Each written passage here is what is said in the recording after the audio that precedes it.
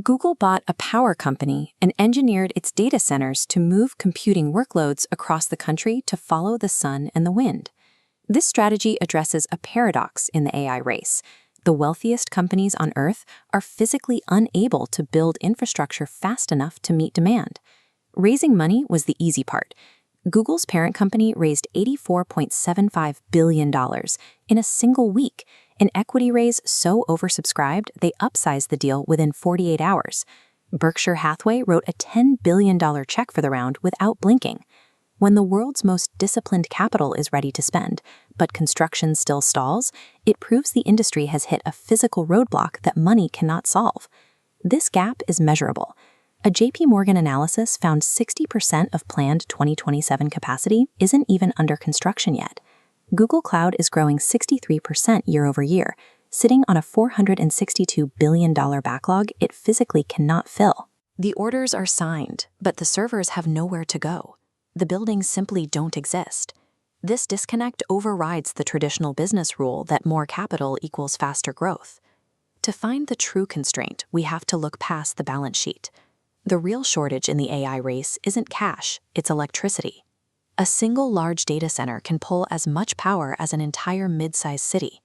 Grid operators are so overwhelmed with applications that connection approvals have slowed to a crawl, leaving projects in a years-long bureaucratic queue.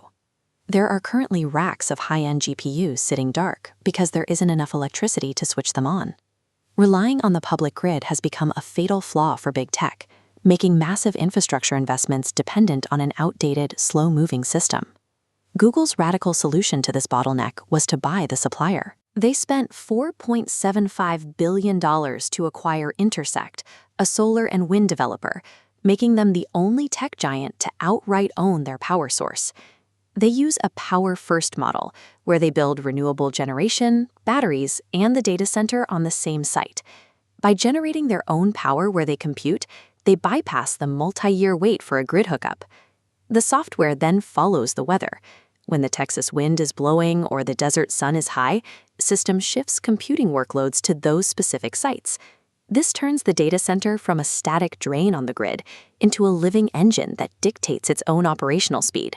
When the local grid gets tight, Google eases off or moves flexible work elsewhere.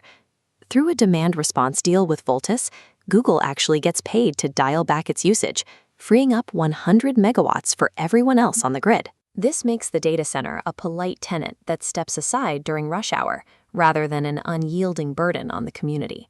By acting as a buffer for the local grid instead of a drain, Google can break ground on new sites while its rivals remain stuck in the utility queue. That $85 billion matters because Google built the physical engine to deploy it.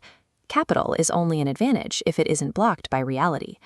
Instead of demanding the world hand it more power, Google redesigned its operations to flow with the power that's actually there. Most businesses do the opposite. They try to brute force a constraint with cash, but more ad spend won't help if you can't fulfill the orders. The winners of the AI race aren't just those with the biggest checkbooks. They're the ones who solve the problems a checkbook couldn't buy. What's yours?